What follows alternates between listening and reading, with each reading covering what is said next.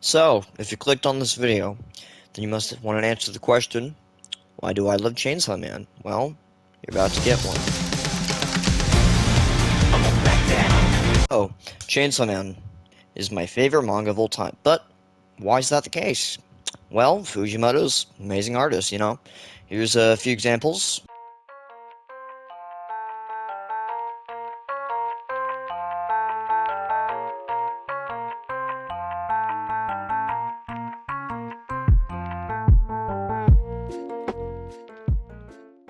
These panels go so hard, and he's just an amazing artist. Fun fact, actually, Fujimoto had no previous work. He didn't do any like extra stuff like being a editor for another mangaka or like any he doesn't have any art degrees, anything like that.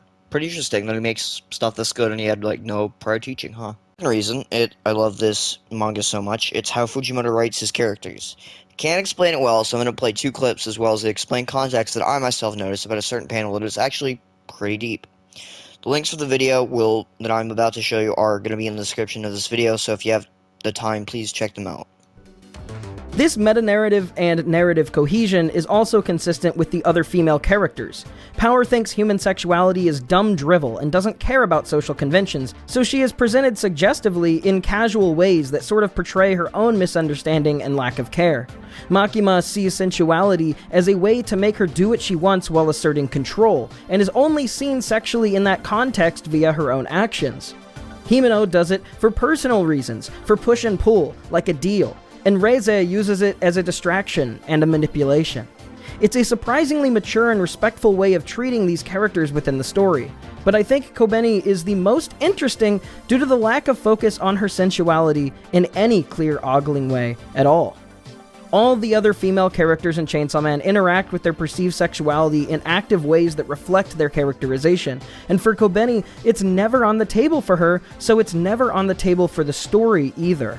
Her most identifying moments are action-oriented and character-important.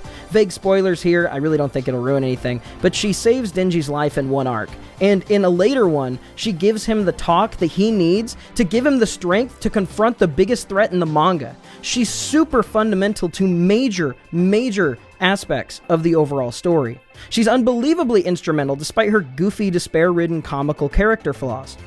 She's a complex character who, despite her anxiety and crippling weakness, always does what needs to be done and never forgets why she does it, never lets herself become a tool in someone else's story, and always takes any ounce of dignity that she's given, despite still being a total mess and often being put in humiliating and death-encroaching situations.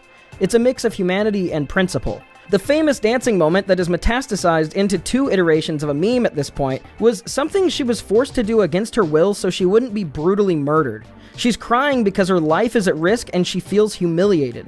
That panel became a understandably funny out-of-context meme, and then that got edited into other memes. Then the dance got taken to TikTok into a Kobeni-focused dance, and now that got taken to this cat ear dance meme, which in its final iteration no longer involves Kobeni at all anymore. The song is unrelated, the dance is different, the cat ears have nothing to do with it, and Kobeni isn't even in most iterations of the meme.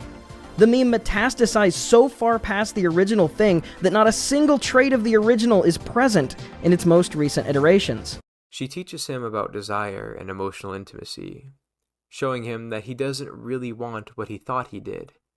What he wants is to experience love, and now he knows that he has always wanted that. The ability to love and to be loved, to understand and be understood. And Denji walks away with a renewed perspective on life, and something else to work toward. The boy who lived in a shack with no food and a single pet had been given a taste of affections back in episodes 1 and 2, and he blindly chased after what he thought would give him more of that affection. Denji is a character that is overwhelmingly nuanced. That term is often thrown around in media analysis without people really having a grasp on what it means, and if you want a more detailed dive, I have a Medium article linked in the description for you to read. But in this summary, I define nuance as the subtle expression of inconsistency. To highlight this, let's go back and look at this panel once again. Except this time, I have removed the words. Denji is alone in a poorly lit room. Trash litters the foreground, and Denji himself is crouched over in the center of the shot. The focus is on him and his despair. Like we've established Chainsaw Man often does, there should be text here that hides away the true nature of this image, and what Denji is saying should be able to contextualize this somber panel into something funny, drawing humor between the contrast of what's being said and what's being seen. But this time, I've taken that text away, because what Denji says here isn't actually what he wants. He just can't express it. Not yet, at least. Denji doesn't say what he really wants, and even if he did, he doesn't really have the emotional intelligence to express that.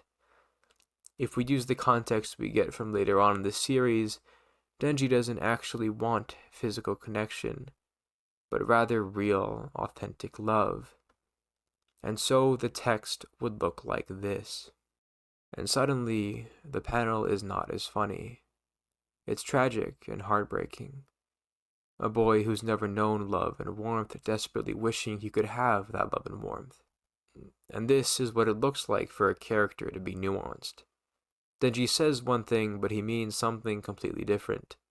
I want to eat toast with jam becomes I wish I didn't sleep hungry, which further becomes I wish my life was stable.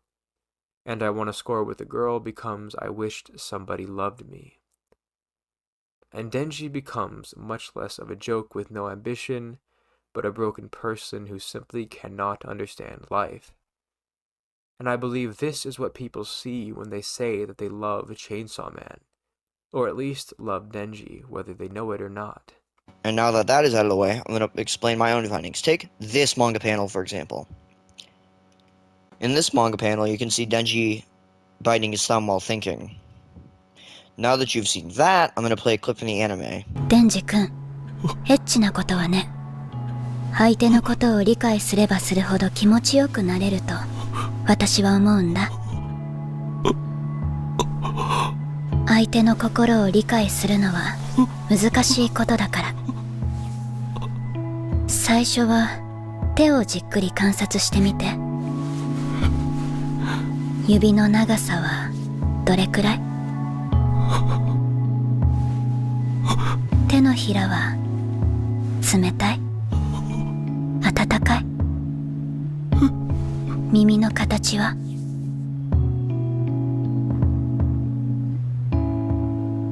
指を噛まれたことはある？覚えて。デンジ君の目が見えなくなっても、私の噛む力で私だってわかるくらいに。覚えて。Because he is a victim of sexual abuse or manipulation, whichever you want to call it, by the hands of Makima, is doing something that Makima did to him in an attempt to calm himself. Another example of the effects of Makima's manipulation is the fact that when they try to introduce the character known as Nayuta, who is regarded as a reincarnation of sorts when it comes to Makima, Denji recognizes her simply by how she bites his finger. Third thing that I love about Chainsaw Man, it's how Fujimoto uses subtle details to his advantage.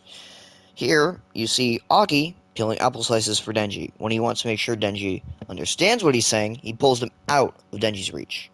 This shows that Aki has realized that Denji is pretty simple and is simply motivated by whatever's in front of him.